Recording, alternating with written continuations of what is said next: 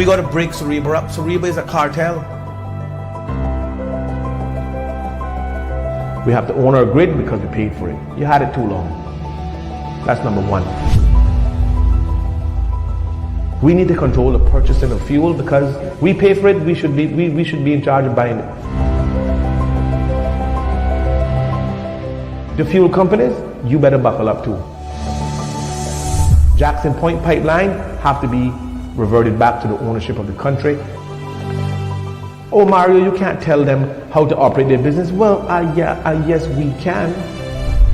Having this idea that you're going to impose what's best because of what the law tells you can do will cause an uprising in this country that you've never seen before. My children are going to be saddled with the debt of a billionaire so that he can have his name printed on everything we got around here. Because, let me tell you something, this is Dart Island. Good morning, ladies and gentlemen. Welcome back to Word of Mouth. Today is Wednesday, the 3rd of December. And second show for the week, so we making good on our promise of getting in the studio a couple of days a week, 3 days minimum. So we'll be back on Friday. But I just want to do a recap on some of the things that we've been talking about over the past, 4 to 5 years since Word of Mouth first launched. And we want to believe that we are a very critical platform in regards to creating information, creating awareness, sharing different point of views and whatnot. We haven't gotten to the stage now where we're going to have in-guest studios. We do certain guest appearances and we do studio broadcasts, but I'm talking about to have a live debate and conversation about some of the topical issues and some of the things that we face on a daily basis, which I think would add great value to the show because, it's one thing to be always advocating and creating awareness, but it's always good and refreshing to hear, different perspectives and different views and have, different ideas and different opinions and whatnot. I really like to explore, different ideas moving forward, especially when it comes to a lot of things that we face fundamentally. And, it's just that we must constantly, create awareness and try to get involved with a lot of the things that fundamentally affect us. Now, I read an article this morning about the East-West Arteria and the government choosing option B3 and over B2, which they say is a lot more costly. But I went to the live show, the road show that they had, showing the different options. I was at the one in Northside last year or early in the year, I think it is, and I can tell you the option that they were suggesting was almost 900 million, well, almost $1 billion. So I don't know how B3 is the most expensive one. I have to re-look at that, but certainly I know for a fact that the option that they were proposing back at the town hall in Northside was extremely expensive. I mean, the cost was tremendous. But I don't know what changed since that. I don't know, because there was a lot of question raised by Arden McLean, Mr. Ezra Miller, other members of the public in the district of Northside. I know that I'm just responding to this caller that called in a little while ago. I want to keep everybody,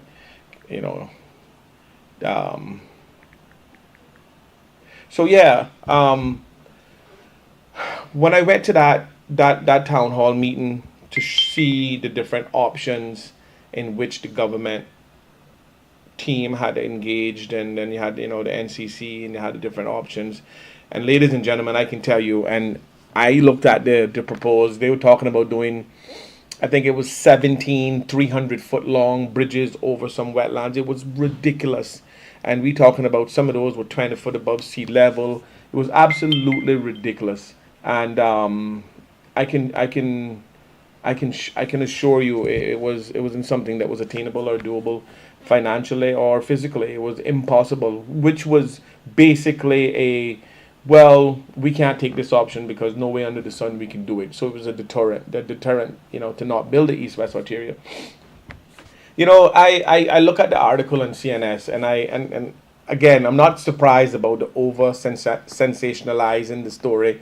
The photo in which she uses a photo of mangroves, wetlands that not going to be the area that's going to be used for the road. Now, there's a lot of talk about opening up the wetlands for development. Now, that's a choice of words and how you phrase it and the analogy that you use and the way that you, and media and print media that's on an online forum like CNS, they like to manipulate and sensationalize the facts and make it sound worse than it is. And you remember when the NCC board was changed and all she could talk about was, oh, they gutting the NCC board, gutting it, gutting it, and we set a very dangerous precedent during that process where the members that were removed was going to sue the government. It's unbelievable, but that's the precedent. That's the banana republic in which we face, ladies and gentlemen.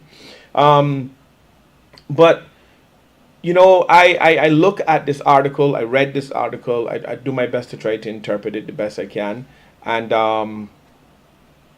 I could hear in the article that is written very biased, and obviously the editor in chief of CNS is a environmentalist, drives a petrol burning car every day of her life, but yeah, and use petroleum products every day of their life. These are the hypocrisies that we face. But yet they'll get out there with a flag on any day to try to stop you from building on a piece of land your daddy gave you, right? They're the first ones to get out there and say, oh, let's save this because we're trying to save a couple of snails and a couple of birds or whatever it is. Don't get me wrong, I am for preservation, 100%, but reasonable, sustainable preservation.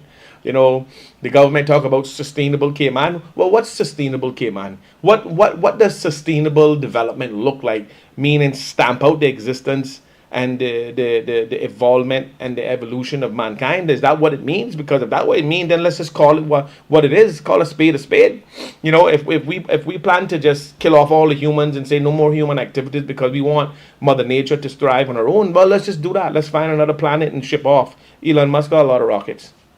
Because the way that I look at certain policies and certain institutions, it's like they want us to live somewhere else. Because I know for a fact that if you found the very first human to walk the earth, they wouldn't be able to tell you why they're here. And if we do have a natural pecking order in Mother Nature, then why is it that we can't exist? Yeah, don't get me wrong, we abuse a lot of resources. We do a lot of foolishness as humans. 100%. We got wars, right? You realize that we're probably the only planet in the solar system. And in fact, I'm pretty sure that's fighting over land that none of us can take, didn't buy, didn't put here, nothing, but we fighting over it. Matter of fact, we have things called cadastral surveys and boundaries and fixed boundaries to say that this still belong to you. Again, discussion for another day.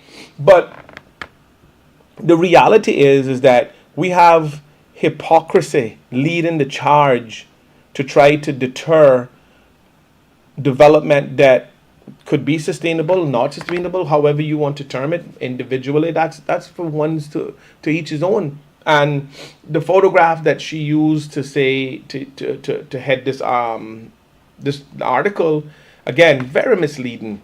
It's just an aerial photo of all the mangroves in the duck pond area and that area, trying to emphasize that, oh, this is where it's going to be developed, when those areas can't be developed because of its terrain. Now, don't get me wrong. Are there areas in Cayman that have been developed that was wetlands? Just about almost all of it that's developed. So what should we do? Pack up our bags, dig up the houses, the foundations, take the rubble away, and let it go back? That's what we should do. I'm just asking the question to all of you environmentalists out there, especially all of you that fly by night. You read one article and go out and participate in one protest, and all of a sudden now you're God Almighty. So I don't understand. But I'm looking at this article and I'm reading the options B2 and B3. The article argues that B3 is the less costly, less environmentally friendly one, and the B3 is the more costly, more environmental impact one. Now, and it also says that it's going to open up the central wetlands for development. Now, what I would like to say is that I don't believe that either option is opening up all of the central wetlands for development. I'm sure that there are protected areas, and I'm sure that there are areas that just can't be developed from a feasibility study, not only at EIA, but just from a feasibility, because the amount of money it would take to make that land developable, it would be astronomical compared to what the profits would be. So again, these are some of the challenges that I know we face, but they're not talked about in these articles, which is greatly misleading. I also saw where there was a viewpoint written about development came on in the future and all that. Zero comments. Zero comments. The article couldn't have been that interesting. Also, this article has 3 comments. Normally, it would be a parade of negativity and people, belittling the government and whatnot. But I stand behind the the building of the East-West Arterial Road, and I hear him talking about in the article again, saying that the reason for building the East-West Arterial was to change traffic times. People can get to and from Georgetown quicker, and traffic ease congestions and all that. This article even suggested that some experts say that this won't ease traffic, but I can tell you that clearly coming from a biased, non-existent person who live in those areas that experience the week in and week out and year out traffic woes. I can tell you that person. I can assure you they don't traverse those roads enough or at all to have developed an informed opinion to have a reasonable injection of commentary on this platform. Because I can tell you, ladies and gentlemen, it's absolutely absurd for us to think that an addition road to the 2-lane highway, one going east and one coming west, right? Think about it for a second, right? We have a growing population. The eastern districts have also grown. A lot of people are living in those areas, and so Town is the fastest growing community on the island, and we have a lot more people living in the eastern districts. And when I say eastern districts, from Spots, Newlands onward, and for us to continue to believe that we're doing a good job, especially when it comes to cases of emergencies, because emergency lanes, where's the emergency lane? There's none. There's just 2 lanes, one on either side, going to and from the eastern districts. And in the event that there is an accident and there is an emergency, thank God we got a hospital in the eastern district. But what happens if a person has to be air ambulance out and there's an emergency? Do we put them on a helicopter? Maybe, perhaps we could, yeah. But why is it that we have hindrances on the ground? Why is it that we don't have adequate roadways in order to deal with some of these issues? It is a myriad of things in which why we need alternative roads. And of course, you're going to have the technocrats and the environmentalists who are going to come out there and wave their banners and their flags and state their positions, whereas some are valid and valid to a certain degree. But do we protect everything else at the expense of the existence of ourselves? Because it seems like that's the road we're taking. It seems like we're going down the path where it's going to be sustainable for everything else to live in Cayman except the humans. Because I don't see anybody talking about the sustainable survivability of the Caymanian people. And the people who live here. I don't see that.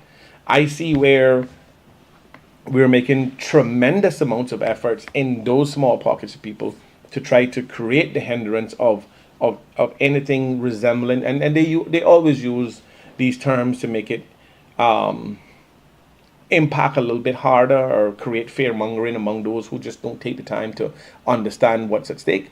When they use these words about overdevelopment and sustainable Cayman and all of this other stuff that they're using in order to accomplish what they want. I beg to answer the question, because I don't see these people. Because remember now, these same people that is kicking up noise against the East-West Arterial, I see Dart just tore down about 19-20 acres of land to put up a rugby pitch in the wetlands off of the Hartwell bypass. So and I haven't seen one single solitary soul out there protesting that, or I haven't seen an article from Sustainable Cayman or all the people who parade around with these capes on, pretending to be nature heroes, but I don't see it. They pick and choose who and what they go after, and that's where I have a problem, because the east-west arteria speaks for itself. East-west arteria into the eastern western districts, out on the east side of the island, and I'm a little upset and concerned that we can have these organizations who getting all these government grants and getting all this support to go out there to advocate for targeting a certain group of people in the Cayman Islands. I can tell you that road may not benefit the people who out there with the sign saying don't build it. I can guarantee you that. But it's going to benefit the island on a whole and the people who live in those districts.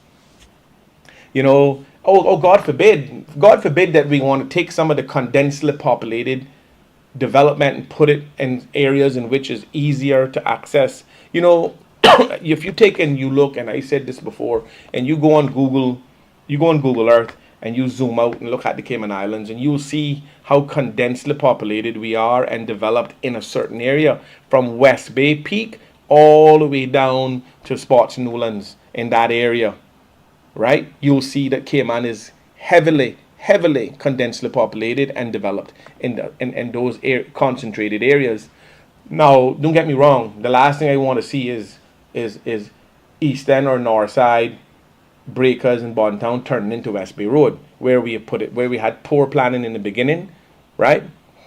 And allowed all the condominiums and hotels and all of the establishments that Caymanians can afford to be built on the water, as opposed to the opposite side of the street, so we can preserve the beautiful beaches and the natural environment for the Caymanians and anybody who want to visit our islands. We didn't do that there, so we can learn from those mistakes.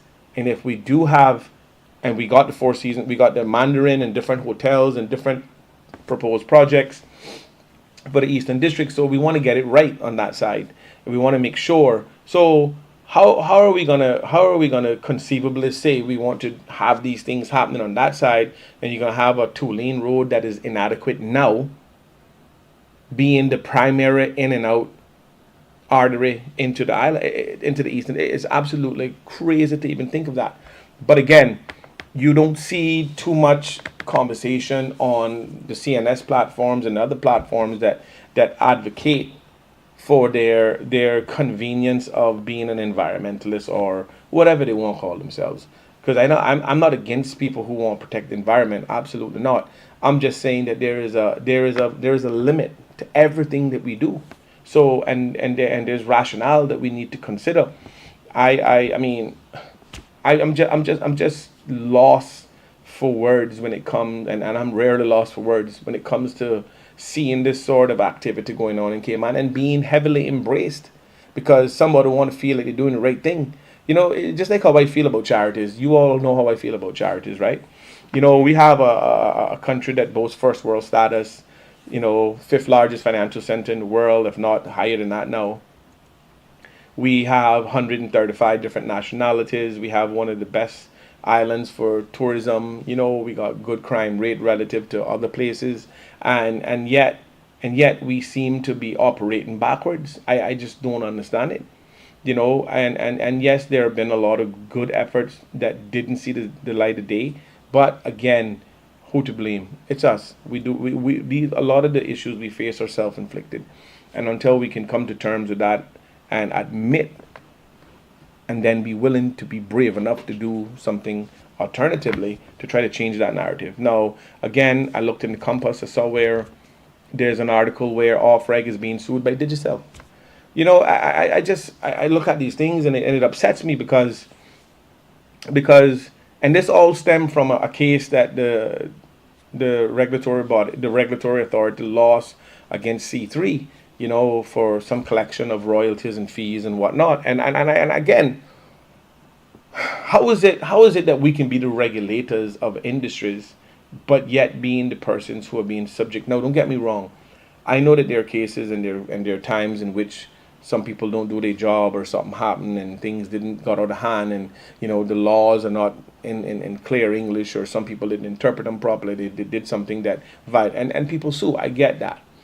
But now, according to the article, an avalanche of utilities may follow suit, because the grounds and the precedent has been set. And I'm a little worried about that because I think that our off-reg department should have the autonomy and the rights to implement whatever facilities that it takes in order to have a properly run regulatory system for utilities in the Cayman Islands. We should benefit from it. We should be benefiting from it if we're not. And I think we need to revamp how the authority works with some of the laws. Don't get me wrong. I believe that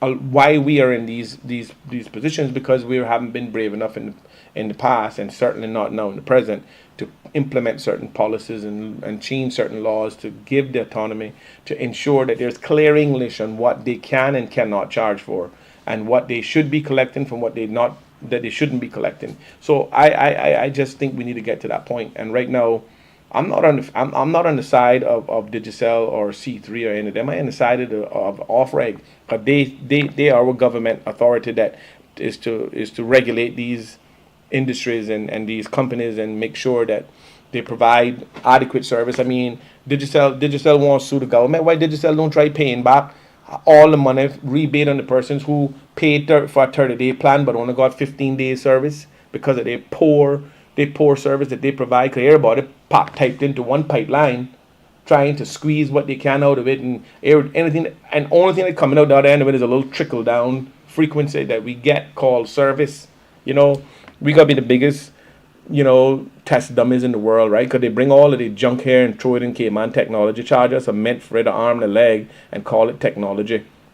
So I want to know where Digicel rebate money is for the times that I can't get a service that I paid on the for.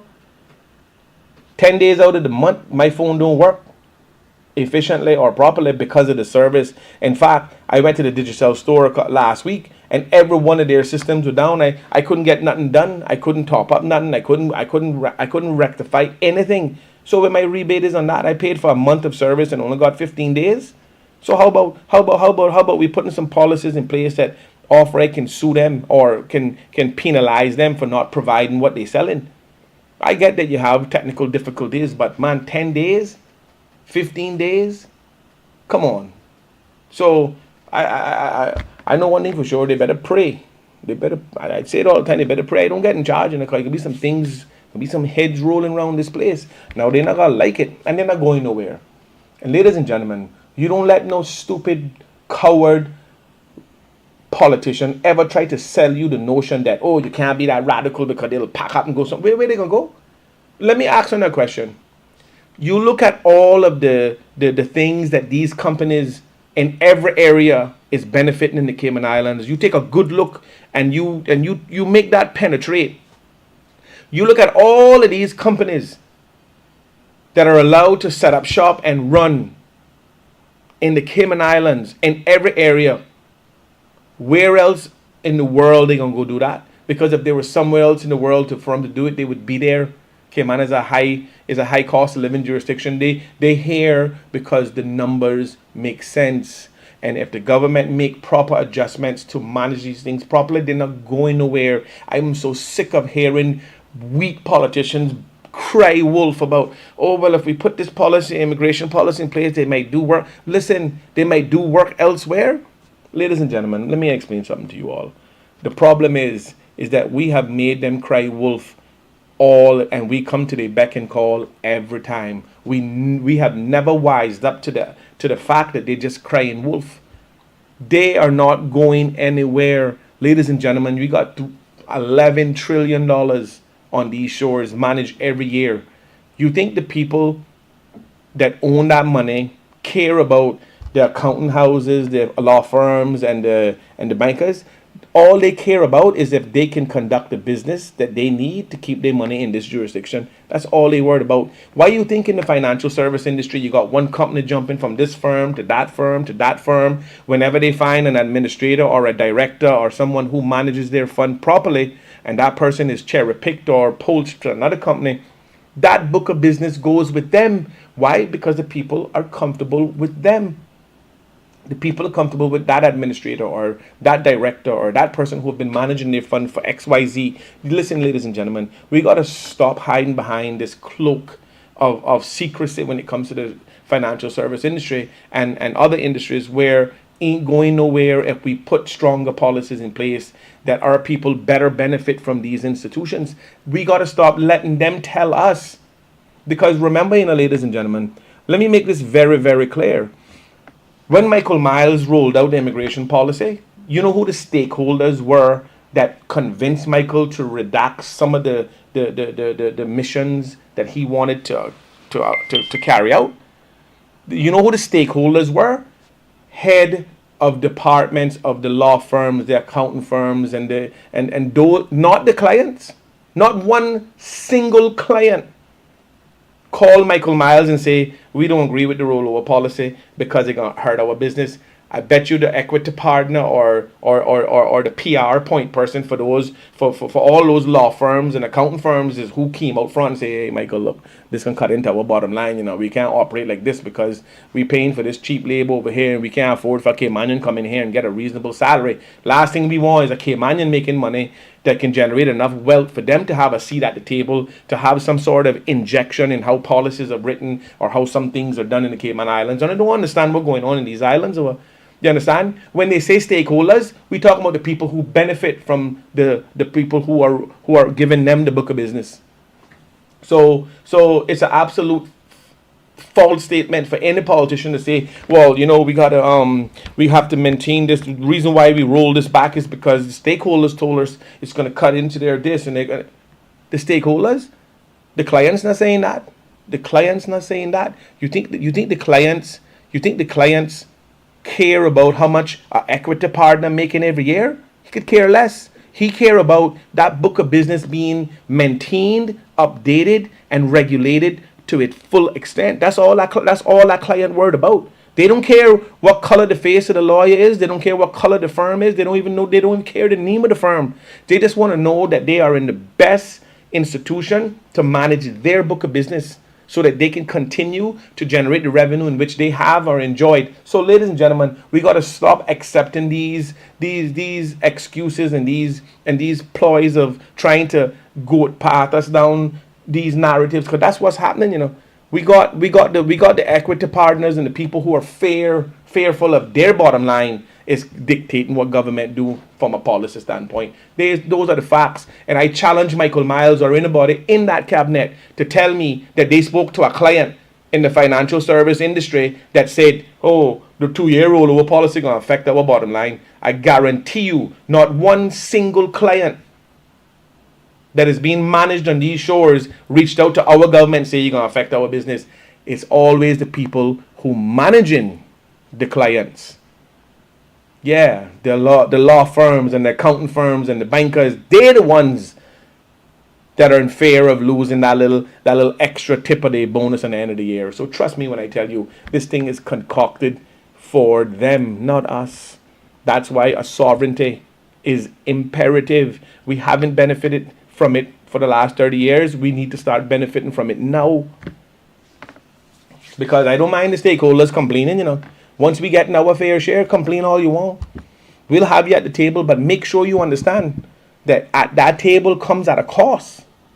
You see, we have lambasted and bastardized the term tax for so long that if even at mention you're committing some cardinal sin, right?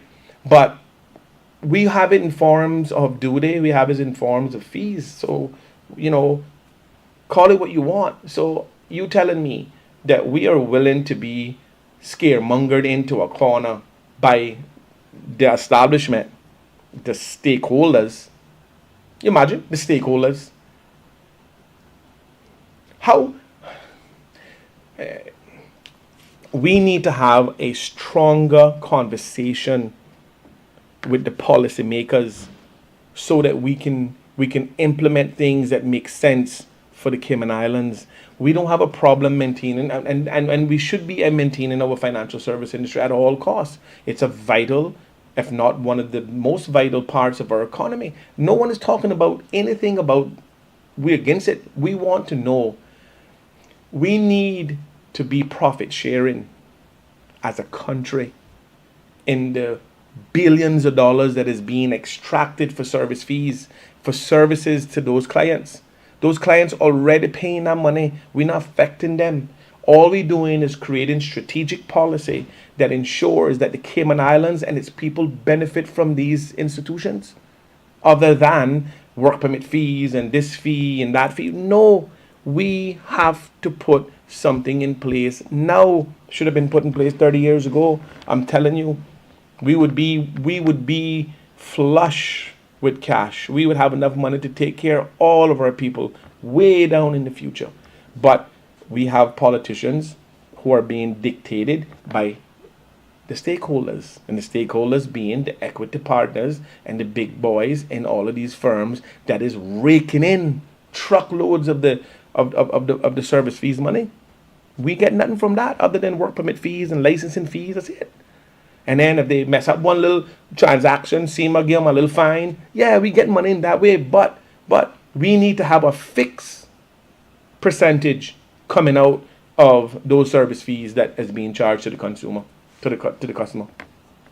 That way we have something that we can rely on annually.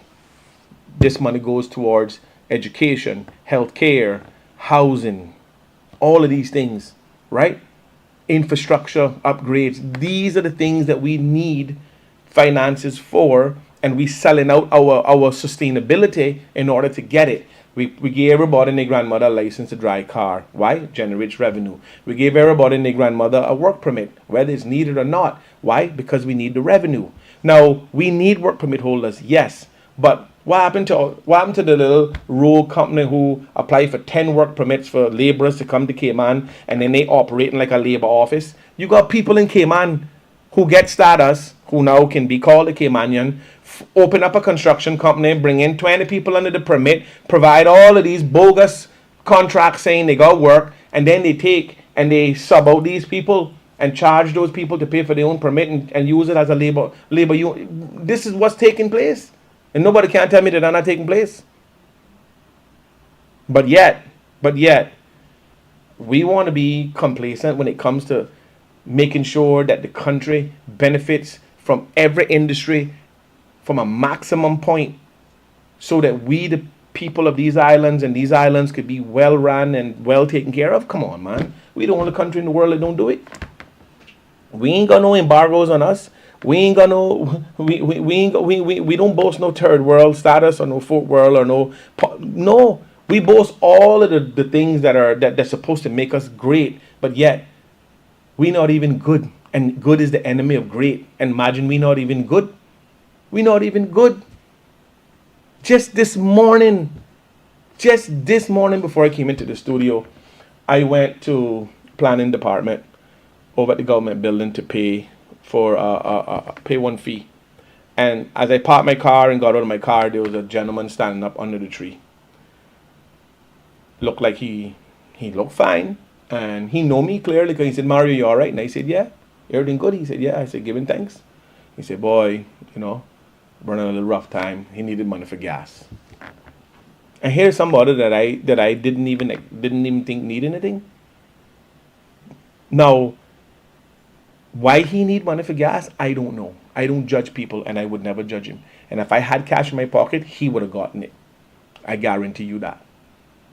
But what I'm saying to you is that we have people genuinely struggling, not because they lazy, or not because they don't want to work, or not because they're not working, but because the cost of living is here and their wages are here, and then sometimes it's below the table.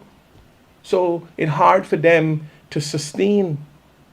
But yet we allow for industries to run away with the bank while we sit back and play guardians. Well, okay, you paid your annual licensing fee for your company. Come right in, take all the money you want. Yeah. The people that starving, the people that handing you the money, they starving, but you can keep going with it. That's what we doing.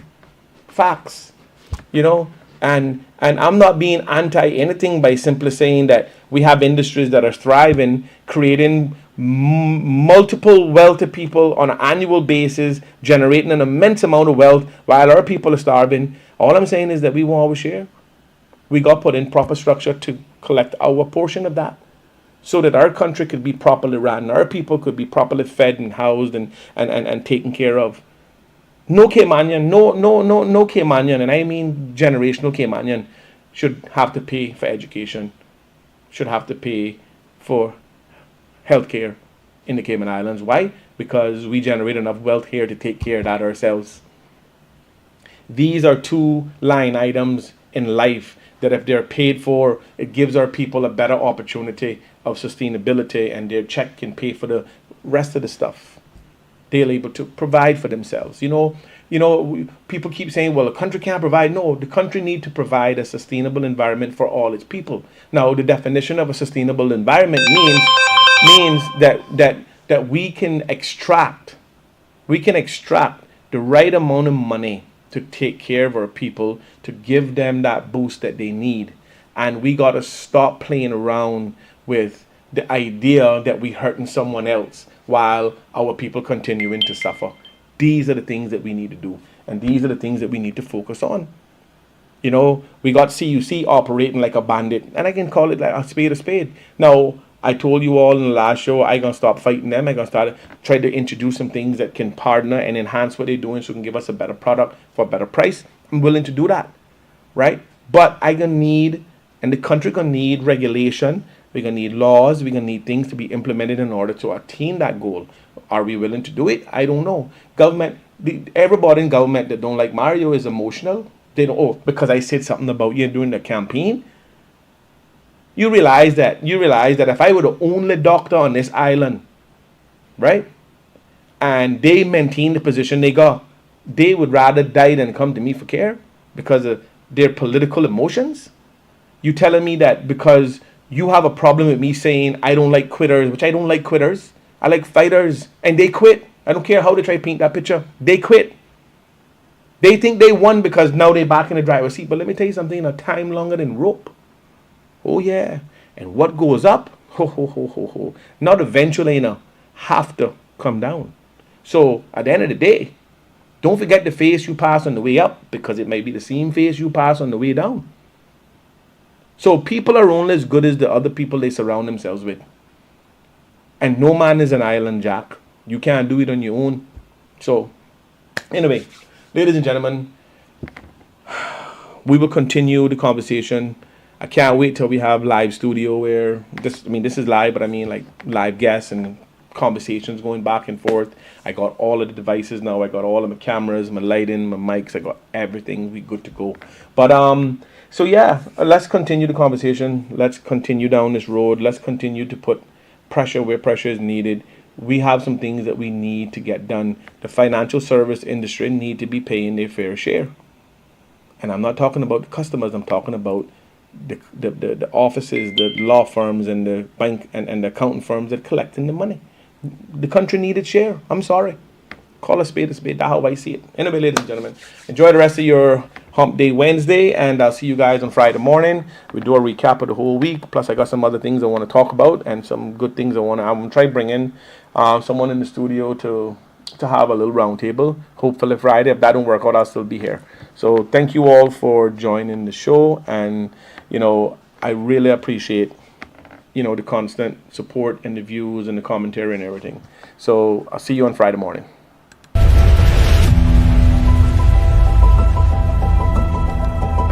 We got to break Cerebra up. Cerebra is a cartel.